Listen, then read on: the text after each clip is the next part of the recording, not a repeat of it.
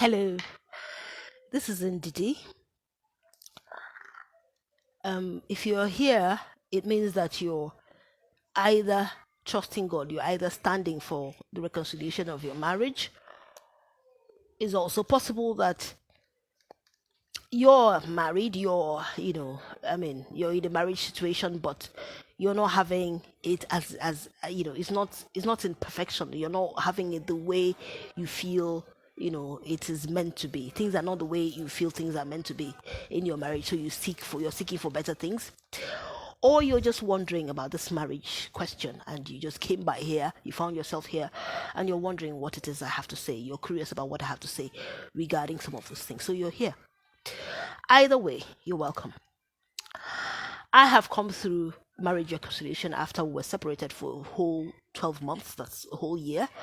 You know, it may be 12 months, but it was as gruesome as some people have had their 20 years of separation or 20 years of divorce or whatever. But it was gruesome. It was tough on both of us. So I'm here, and I stood and the Lord taught me so much and shared with me so many resources, walked me through so many resources right at his feet, and I learned so much. And I'm here to share with you the things that he has given me to share. Okay, so that you too can have access to the same information, to the same insight, to the same resources, understanding that I had, that helped me, that aided my stand. So that it's not a question of go and stand for your marriage, but you don't know how to, you don't know what to do, you don't have strategy. Faith without works is dead. So your faith will be as powerful, as it ought to be, because you have the strategy. Praise the Lord. So today we've talked about as it is, we've talked about, we're talking about, a couple of things. Each video is titled a particular subject in the course of this journey. Today's video, I'd like to talk about the matter of First Peter chapter 3. I want to compare First Peter chapter 3 to Proverbs 31, the virtuous woman, the popular virtuous woman.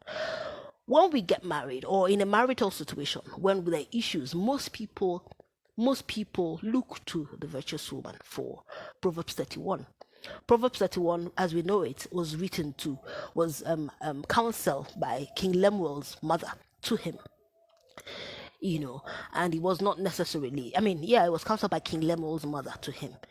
It was something that King Lemuel's mother said to him, just speaking to his son. We don't know what the situation was at the time, and those are the words that she gave to him. Now, that has become the mantra for a lot of people when we have to do with marriage situations. But I find that it's something not quite, that shouldn't be the case.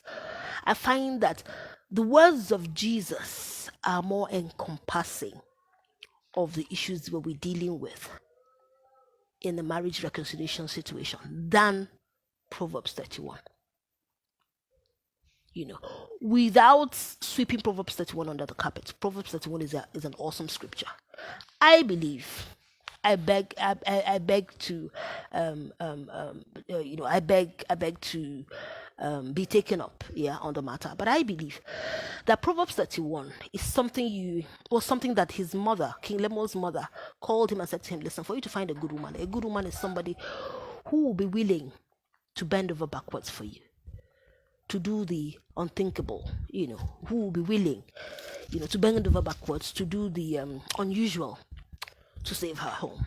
That's a good woman. A good woman is that woman who's willing to do whatever is required of her to hold the home. Now, look at this scenario. King Lemuel's mother was talking to him about the woman who goes and searches for her food and clothing from far and comes home. None of King Lemuel's wives had to do that. Yeah? Even she herself as a queen mother never had to do that. Do you understand?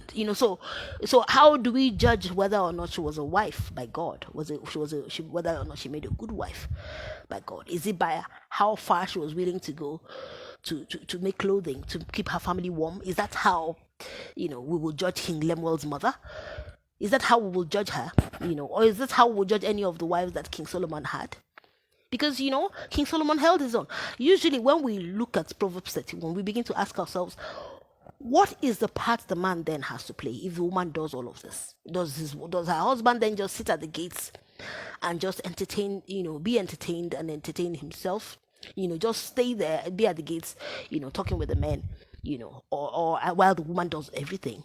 Now, that's not what the scripture is saying. By the time I sat down and looked through the scripture, I began to see a Christian woman, who was saying, listen, when you find, I was looking for the truth in it, and what I discovered is, this was King Lemuel's mother saying to him, listen, a good woman, for you to find a wife, a good wife, first of all, who can find her? You can't, it's not even something, she's divine, she's God sent.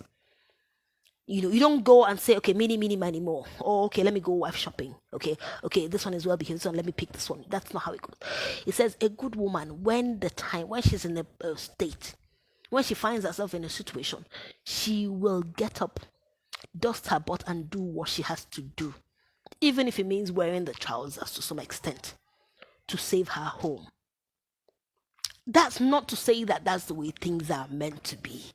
You know why I know that's not the way things are meant to be? Because the woman who was giving the counsel herself was not like that.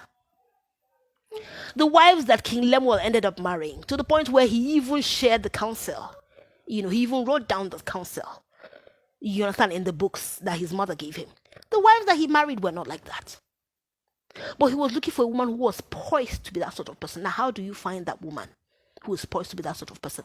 Here is where I believe you find that woman who is poised to be that sort of person. It's in 1 Peter chapter 3.